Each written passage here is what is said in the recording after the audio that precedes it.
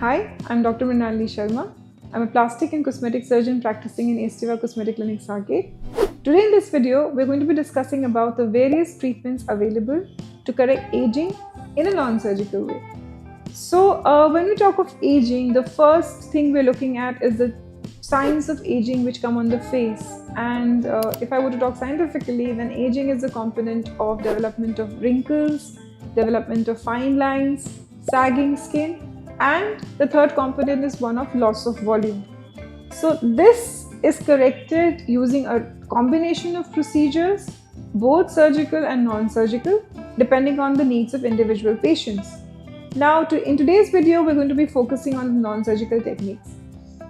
The first component of aging, as I said, is the development of wrinkles and fine lines, and this can be treated by using a combination of anti-aging injections, commonly known as Botox, which basically relaxes the facial musculature and helps us in reducing or completely eliminating fine lines depending on the age of the patient. So I'm talking about the crow's feet, which develop at the corners of the eyes, the forehead frown lines, the 11 lines or the glabellar lines, which are all essentially because of the muscles which act when we animate. So when we smile or when we laugh, all these muscles repeatedly act and lead to the development of these lines. So basically what these aging injections are doing is that they're relaxing the muscles, thereby eliminating the fine lines. Now let's come to the second component, that is sagging. So what actually happens as we age is that the soft tissue in our face, it starts coming downwards, descending downwards due to the continued pull of gravity.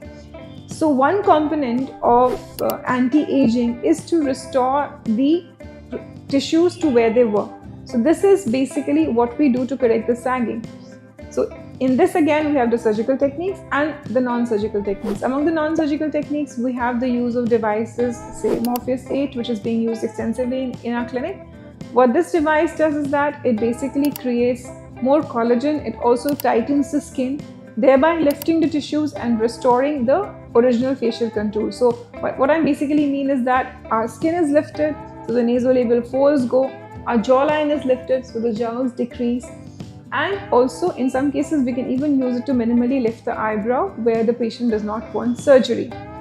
Another modality of treatment which is available is the HIFU and also the Forma. So basically these are all energy-based devices which essentially make the skin tighter by delivering either ultrasound, as in the case of a HIFU, or radio frequency energy, as in the case of Forma. So basically these are going to tighten the skin and thereby they're going to lift the tissues up. The third component, as I said, is again a loss of volume. So when we talk of loss of volume, we need something to replenish the volume, and here comes the role of fillers or in some cases fat grafting.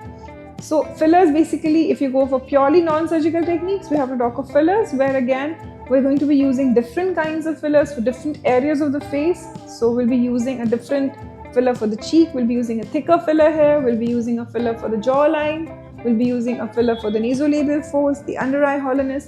All this is basically to restore volume and take care of that component of aging.